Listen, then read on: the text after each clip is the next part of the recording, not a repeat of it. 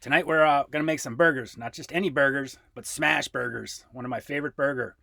2 all-beef patties, special sauce, lettuce, cheese, pickles, onions, all on a sesame seed bun. That's from the 70s. McDonald's. See how I was influenced by marketing? Smash burgers. Hey, welcome. Rick here from Kitchen Huey. Welcome to my channel. After 11 years of living aboard a sailboat, I sold the boat, and in 2017 I got a brand new Sprinter cargo van, which I've been working on turning into a camper. I spend part of the year in Maine and the rest of the year traveling around our country from coast to coast. I use the van on extended ski trips as well as mountain biking trips. The van has worked out awesome. I really enjoy it. And I've really enjoyed cooking in the van. I've been making lots of meals and it's been a great setup.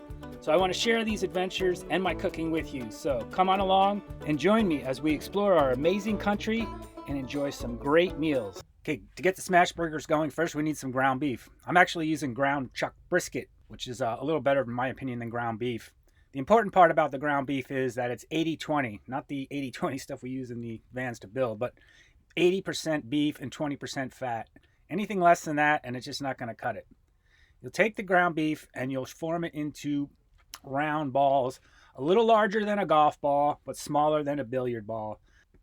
Once I've completed that, I'll take and I'm going to add a little bit of olive oil to the outside of the burgers, just kind of maybe a couple tablespoons. I'm also going to add a little sea salt. I like using the Himalayan sea salt. Not a lot, just we'll grind some over and around to the top of it, kind of coating the tops of the burgers with some sea salt. Next we'll add some black pepper, ground black pepper. Again, just a slight coating over the top of these.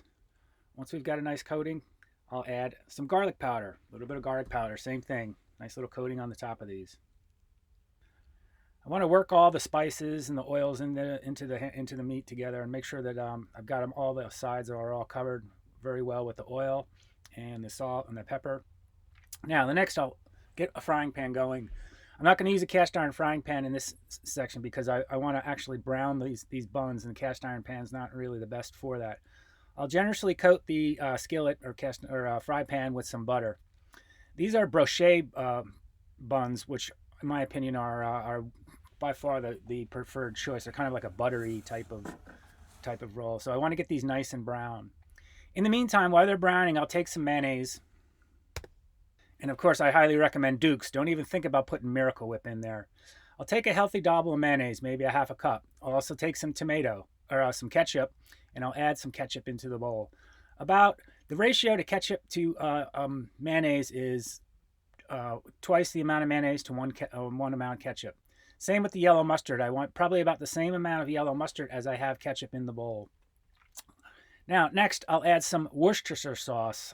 I don't know where this Worcestershire is. I know there's 2 towns, one in England, and I know there's a Worcestershire that I drive through on the way up to Maine in Massachusetts. I also want to add a few drops of some type of hot sauce. It really doesn't matter what type of hot sauce you choose, just a couple drops of hot sauce. Okay, to complete this, I'll add some liquid smoke. Definitely do not overdo it on the liquid smoke. 1 drop is maximum that you want to add in there. Once I add that drop, it's ready to roll. I'll stir this and mix it well. That's the secret sauce, the special sauce that we're going to put on tops of the burgers. This stuff is so good.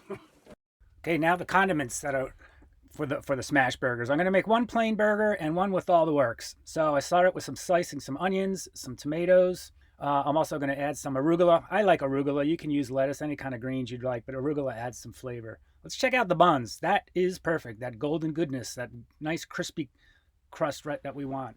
Yep, that's it. That's what we want. One of the reasons I'm cooking the buns early is because when we do these smash burgers, they cook really quick, and I don't want to have to cook buns after the burger's cooked. I want to put that burger right on top of the golden delicious bun. Okay, here's another key ingredient. This really makes a big difference. You want just plain old American cheese. I got the deluxe one. I don't know if that's going to make any difference, but you don't want any fancy cheese, just the plain old American cheese. Now it's time to cook the smash burgers. I'm going to cook them in an iron skillet. I want to get the skillet really hot. While the skillet is heating up, let's talk spatulas. You want a strong, stiff spatula to push these burgers down with, not a flimsy, floppy spatula. It's pretty important.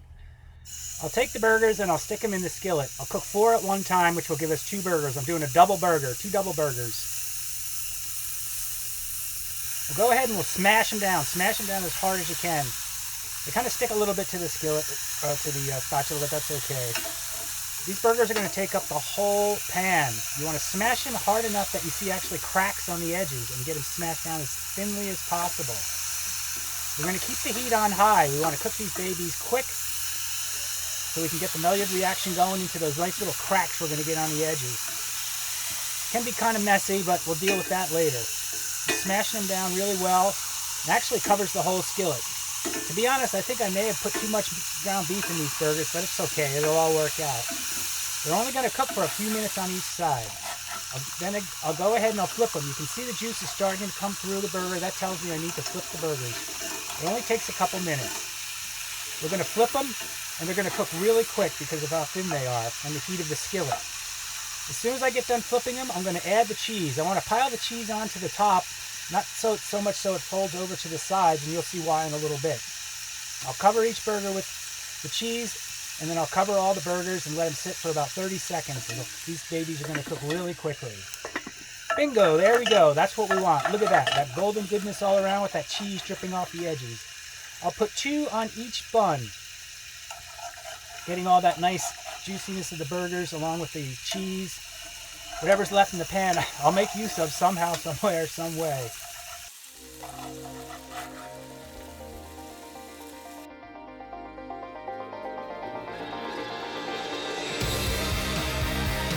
Okay, we're all done. These both look great. The one burger I put the works on: tomatoes, lettuce, onion,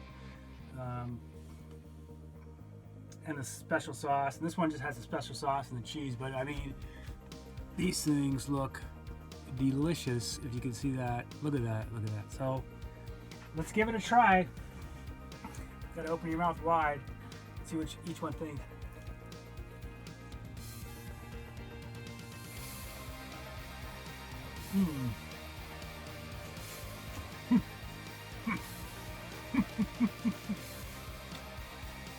Wow.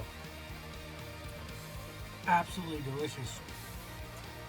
Let's try the one without all the fixings on there.